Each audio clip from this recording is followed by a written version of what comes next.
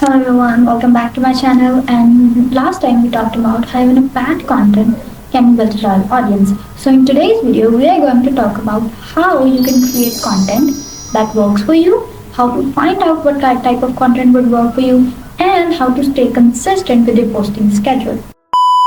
First of all, before all of this, you have to understand the purpose of your content. And the purpose of your content is not just selling your product. The actual purpose of your content is creating awareness, building trust, and engaging with your audience, with your customers. And if your content is not doing that, then you need a little tweak in your social media strategy. So now the question comes, how do we create content that engage, that build trust, and that also sells our product? So for that, first of all, you have to understand your targeted audience. When you understand your audience at a deeper level, and by deeper level I mean knowing their values, knowing what they want, knowing what they prefer, knowing what type of product they actually buy, or what type of product they're interested in, and what are their problems, and how your product can solve their problem. And when you know your audience at a deeper level, it makes it more easy. It makes it more easy to create content to keep them engaged. And also, as a small business owner, one thing you have to understand that not everybody or not everyone who's watching your content is your audience. So stop creating content like it's everybody's cup of tea. After understanding your audience at a deeper level, you have to pick 2 to 3 different topics that you are going to talk about in your content within your niche around your product. Okay, let's say you're a fashion brand that sells dresses online, so you can talk about different dress trends, dress trends in summers, or how to style our dresses, how to style dresses for specific body types or for specific aesthetics. So now we are talking about trends, we are talking about specific people, specific group of people, or we are talking to specific group of people. Now when we talk about things like trends or different topics, we give our audience the chance to engage with our content, and this engagement ultimately leads to sales. When your audience engage with your content, they ultimately feel heard and feel connected.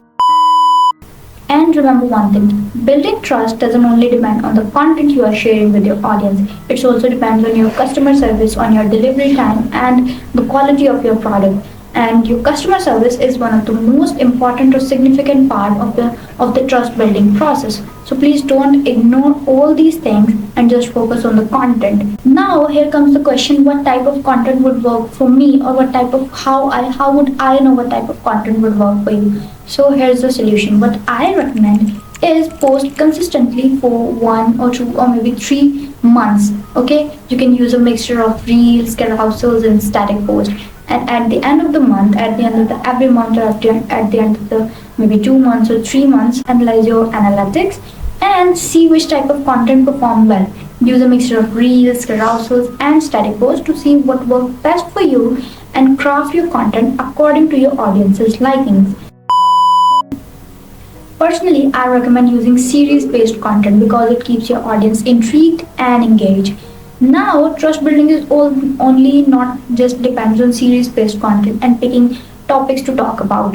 You can also share customer reviews. You can also share testimonials before and after and behind the scenes of your office, of your working process, or of your product building process, product making process, to make you stand out from the crowd. To know, and that makes your audience feels that they know your brand very well. Now I know what you are thinking, but I don't have that much time to create content, or content creation is so much complicated. But here's the thing, content creation doesn't have to be complicated. You can batch your content to use it again and again, or use it on different platforms.